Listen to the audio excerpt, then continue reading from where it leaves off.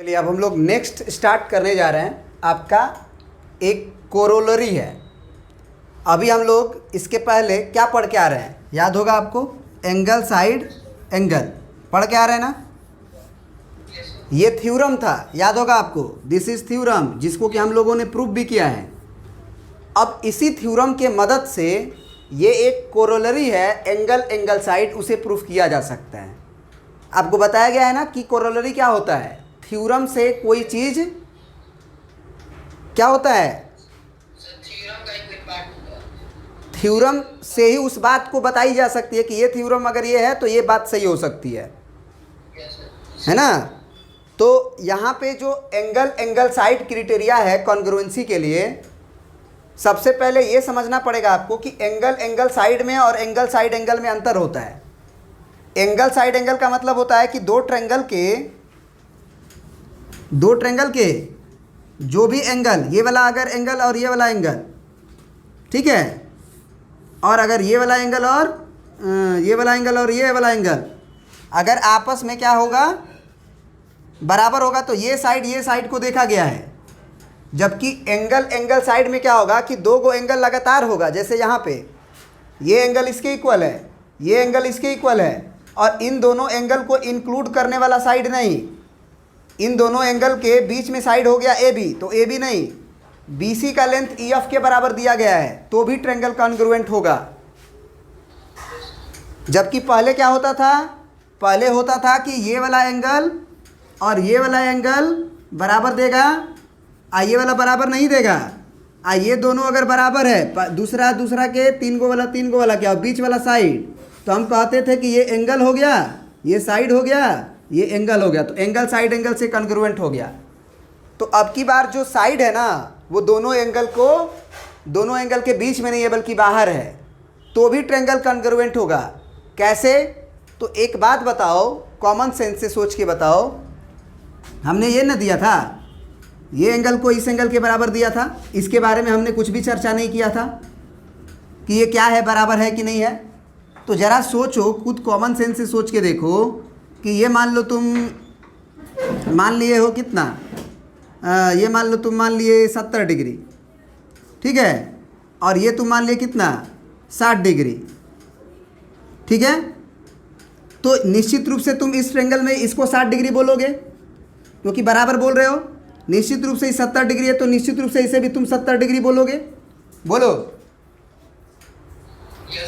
अब मैजिक क्या है कि ट्रायंगल का तीनों एंगल का प्रॉपर्टीज तीनों एंगल का सम 180 डिग्री होता है। तो इसका मतलब ये तो फिक्स हो गया ना, 7 6 13 130 डिग्री हो गया, तो ये 50 डिग्री हो जाएगा अपने आप। वो 50 डिग्री होगा कि नहीं होगा, बोलो। मतलब क्या हुआ कि अगर दो गो एंगल बाहर भी दिया रहा है और साइड बीच में दिया रहा है, तो अगर दोनों एंगल बराबर होगा तो तीसरा अपने आप बराबर हो जाएगा। तो हम ये कह सकते हैं ना कि दो गो एंगल, कोई इसमें लिखा है कि if two angles and any side of a triangle, if two angles, कोई भी दो एंगल, एंड एनी साइड, कोई एक side of a triangle are equal to the corresponding angles and side of another triangle, then the triangles are congruent. इसमें ये नहीं बोला है कि दो एंगल के बीच वाला जो साइड है वो और उधर वाले दो एंगल और बीच वाले साइड के बराबर है।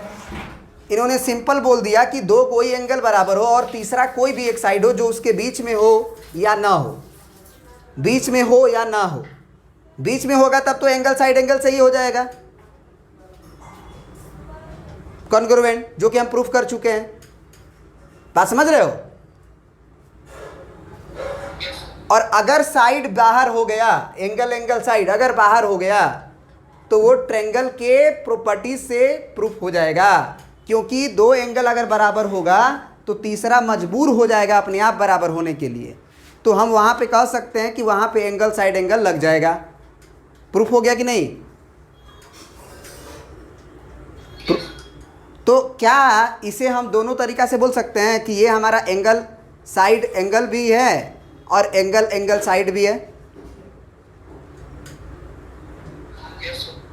और क्या ये भी बोल सकते हैं कि ये एक कोरोलरी है, क्योंकि एंगल साइड एंगल से ही ये डिडक्ट होके बाहर आया है। तो इसको प्रूफ करने की आवश्यकता नहीं है, बस सीधा आप लिख दो कि थर्ड एंगल जो है वो बराबर होगा। तो उसको हम लिख देते हैं, आप अच्छे से लिख लीजिए, ठीक है ना। तो इसको कोरोलरी को प्रूफ करने के लिए आप ये बात लिख सकते हो कि एंगल ए डी के बराबर दिया गया था। कोई ज़रूरी नहीं है कि 17 डिग्री होगा, कुछ भी हो सकता है, लेकिन वो होगा तो बराबर होगा।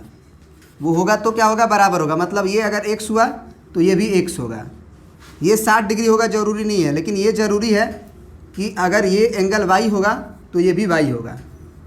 तो अगर वो x के बराबर y के बराबर होगा तो c बराबर f हो जाएगा, एंगल c f के बराबर हो जाएगा। क्योंकि एंगल c भी आप क्या लिखोगे, एंगल c को भी आप क्या लिखोगे, 180 degree minus x minus Y, क्योंकि दोनों को घटाओगे c के लिए। और एंगल f के लिए भी क्या लिखोगे, 180 degree minus angle x minus angle y। तो दोनों का फिर से RHS बराबर है, क्योंकि 180 minus X minus Y 180 minus X minus Y. तो इस तरह से एंगल c एंगल f के बराबर था। तो अगर एंगल c f के बराबर आ गया तो निश्चित रूप से हम कह सकते हैं कि अब हमारा साइड बीच में आ चुका है एंगल साइड एंगल के लिए, क्योंकि ये तो बराबर दिया गया था पहले से ही।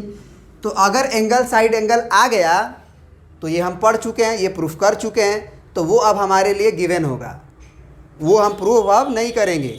हम बोले थे पहले भी कि कोई भी रिजल्ट जब एक बार हम प्रूफ कर लेते हैं तो अगर वो रिजल्ट प्रूफ करने के लिए ना दे के बल्कि दूसरा कोई रिजल्ट प्रूफ करने के लिए दे तो वो माना जाता है कि वो पहले वाला रिजल्ट को मैंने जो दिया गया है प्रूफ करने के लिए उसे छोड़ के बाकी सब कुछ उसके बारे में हमको पता है। तो इस बात को ध्यान रखिएगा, प्रिंट कर लीजिए।